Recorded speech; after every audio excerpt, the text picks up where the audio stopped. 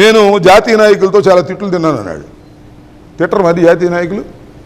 నువ్వు బీజేపీతో పొత్తులో ఉంటావు, చంద్రబాబుతో మంత్రాలు ఆడతావు, చంద్రబాబు జైల్లో ఉంటేనేమో జైల్లోకి వెళ్ళి పలకరిస్తావు, పలకరించి బయటకు వచ్చి నేను చంద్రబాబు కలిసే పోటీ చేస్తున్నాం అని అంటావు. ఒక పొత్తులో ఉండి ఆ పొత్తులో ఉన్న పార్టీకి సమాచారం లేకోకుండా మరొక పార్టీతో పొత్తులో మీరు వెళుతున్నప్పుడు ఖచ్చితంగా ఏ రాజకీయ పక్షమైనా, నైతిక విలువలు కలిగిన ఏ రాజకీయ పక్షమైనా, నైతిక విలువలు కలిగిన ఏ రాజకీయ నాయకుడైనా నువ్వు చేస్తున్నది తప్పు అని చివాట్లు పెడతారు. వాళ్ళు పెట్టేదేంటి? దారైపోయిన అడిగినా కూడా చివాట్లు పెడతారు. ఏమయ్యా నీకు బుద్ధి లేదా? బీజేపీతో పొత్తులో ఉన్నావు కదా, బీజేపీకి చెప్పకోకుండా నువ్వేంటే చంద్రబాబుతో పొత్తులోకి వెళ్తున్నావు, వాళ్ళకి అనుకున్నావా అని అడుగుతారు.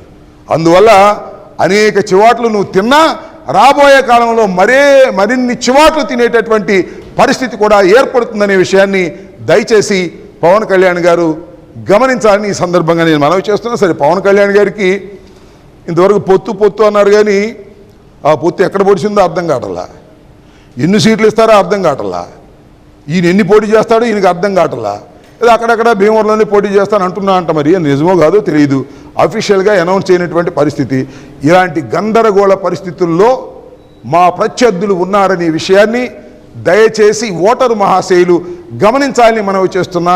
వాళ్ళు గందరగోళంలో ఉన్నారు, వాళ్ళు ఎన్ని సీట్లో తేల్చుకోలేని పరిస్థితిలో ఉన్నారు, ఎవరెక్కడ పోటీ చేయాలో కూడా తెలియనటువంటి పరిస్థితిలో ఉన్నారు, చంద్రబాబు నాయుడు గారు కూడా రెస్ట్ తీసుకునే పరిస్థితిలో ఉన్నారు. కాబట్టి టోటల్గా తెలుగుదేశమే రెస్ట్ తీసుకోవాల్సినటువంటి పరిస్థితి ఏర్పడుతుంది. దానితో పాటు పవన్ కళ్యాణ్ గారు కూడా రెస్ట్ తీసుకునే పరిస్థితికి వచ్చిందని ఈ సందర్భంగా నేను చెప్పదలుచుకున్నాను.